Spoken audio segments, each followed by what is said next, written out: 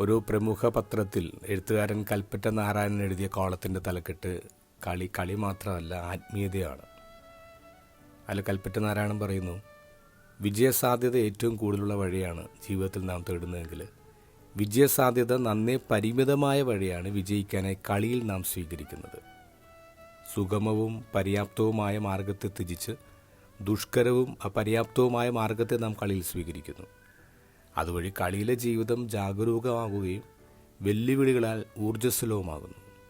ഹെലികോപ്റ്ററിലൂടെ മലമുകളിലെത്താനുള്ള സൗകര്യം ഉണ്ടായിട്ടും അത് വിട്ട് നിറയെ തടസ്സങ്ങളുള്ള ദുർഗമ മാർഗം തിരഞ്ഞെടുക്കുന്ന ഒരു പർവ്വതാരോഹകൻ. മുറിച്ചു കടന്ന പാതി സമയം കൊണ്ട് എത്താമെങ്കിലും ഓട്ടക്കാർ ട്രാക്കിലൂടെ മാത്രം ഓടുന്നു. ഒരു സ്റ്റൂളിൽ കയറിന്ന് ബാസ്ക്കറ്റ് ചെയ്യാവുന്നേ ഉള്ളൂ. പക്ഷേ ഒന്നിനും സമ്മതിക്കാത്ത പ്രതിയോഗികൾക്കിടയിൽ നിന്ന് നിലത്ത് നിന്ന് പന്ത് ബാസ്ക്കറ്റിൽ ഇടേണ്ടി വരുന്നു. നിയമം തെറ്റിക്കാതെ അതുവഴി ഏറെക്കുറെ അസാധ്യമായി മാറിയ വഴിയിലൂടെ മൂല്യക്കൂടുതൽ കൈവരിച്ച ലക്ഷ്യപ്രാപ്തിയാണ് ഇവിടുത്തെ ആകർഷണം.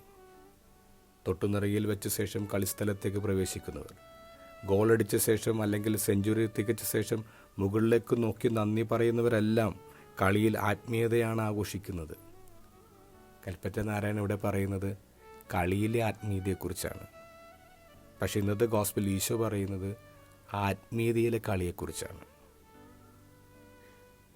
സ്നാപക യോഹന്നാൻ്റെ നാളുകൾ മുതൽ ഇന്ന് വരെ സ്വർഗരാജ്യം ബലപ്രയോഗത്തിന് വിഷയമായിരിക്കുന്നു. ബലവാന്മാർ അത് പിടിച്ചെടുക്കുന്നു. വിജയസാധ്യത ഏറ്റവും കൂടുതലുള്ള വഴിയാണ് സ്വർഗരാജ്യത്തിൻ്റെ വഴിയെന്ന് ധരിക്കുന്ന പൊട്ടത്തരാണ്.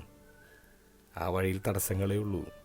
ഒരു കളിക്കാരൻ്റെ ജാഗ്രതയും പ്രതിഭയും വേണം സ്വർഗരാജ്യത്തിൻ്റെ കപ്പിൽ മുത്തമിടാൻ.